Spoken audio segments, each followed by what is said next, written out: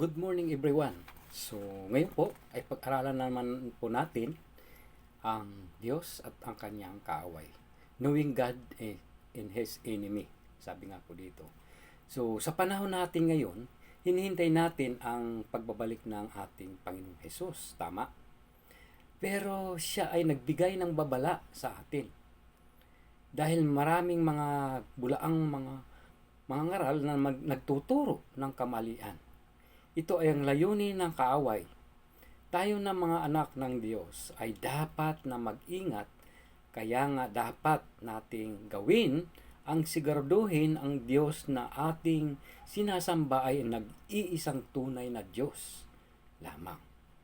Mas kilalanin natin siya at ang kaaway ng Diyos. So kaya po ang true God. So, paano po natin malalaman na siya lamang po ang Diyos na nag-iisa? Ang Diyos ay kilala bilang mga tagapaglikha sa langit at lupa. Katulad ng nakasaad sa Genesis chapter 1 verse 1, ganun din ang mga sinasabi sa Hebrew 3 verse 4 na kung saan sa bawat tahanan ay mayroong tagapagtayo. Tama? In physical, may nagtatayo po ng tahanan. Ang Diyos naman ang nagtayo o lumikha ng lahat ng bagay. Kaya nga po in Genesis chapter 1 verse 1, in the beginning, God created the heaven and earth. Yan po ang sinasabi. So, kaya po malinaw ang sinasabi sa kanyang salita. In Hebrew 3 verse 4, for everything house built by someone, but God is the wealth of everything. Yan po ang sinasabi.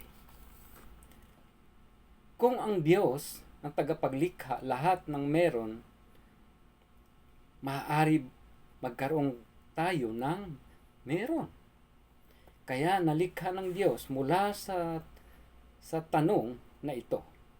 Pinakamainam na ang Biblia pa rin ang sumagot. Tama po? So, sa lahat ng bagay po, dapat ang Biblia rin ang sasagot sapagkat yan po ang kanyang salita. Mabasa natin sa Exodus chapter 3 na ang Diyos ay nagbibigay ng utos sa kanyang alagad na si Moses na nagpunta sa mga Israelita. Tama? Upang magsalita sa ngalan niya. Ngunit naroon ang pag-alala ni Moses kung paano siya magsasalita sa bayan ng Diyos. At paano niya ipapakilala ang Diyos na nagsugo sa kanya. Dahil dito, sinagot ng Diyos ang kanyang mga sinasabi sa pamamagitan ng Biblia. Kaya mabasa po natin sa verse 14 ang katagaan na ito. Ako, si ako. So, yun po yung sagot ng ating Panginoon. Ako si ako. Ayun po ang sabi ng Panginoon. Ano ang ibig sabihin nito? Sa paraan ng pagpapakilala noong panahon, ay madalas sabihin ng tao na magpapakilala ang kanyang pinagmulan. No? Kung saan siya nanggaling, ang kanyang address, kung sino ang kanyang mga magulang. Tama po?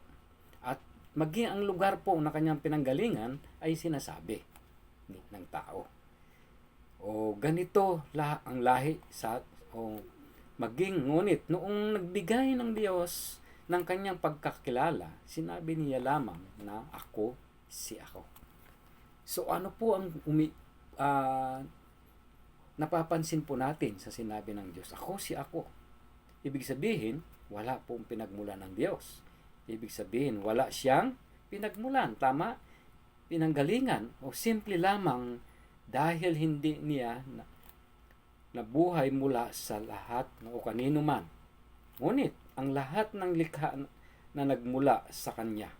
Kaya nasabi natin na ang Diyos ay isang self-existent. So tandaan po natin. Siya po ang nag-create sa Kanyang sarili, self-existent. So malinaw po ang sinasabi sa Exodus chapter 3 verse 14, God said, I am who I am. Ayan po, sabi niya. is what you are to say, the Israelite I am has sent me to you. Ngayon naman, ilan kaya ang Diyos na dapat nating kilalanin ayon sa Biblia? Marami kaya siya? Nakasaad? Kaya nga po sinasabi sa Isaiah chapter 37 verse 16 na nag-iisa lamang ang Diyos na nag-iisang Diyos na may likha ng langit at lupa. Yun din ang sinasabi ni Jesus in John chapter 17 verse 3 na meron lamang nag-iisang Diyos. So kaya po ngayong umaga, putulin po muna natin ang ating pag-aaral sapagkat wala na tayong oras. Pagpapatuloy natin sa susunod po na video. Good morning po.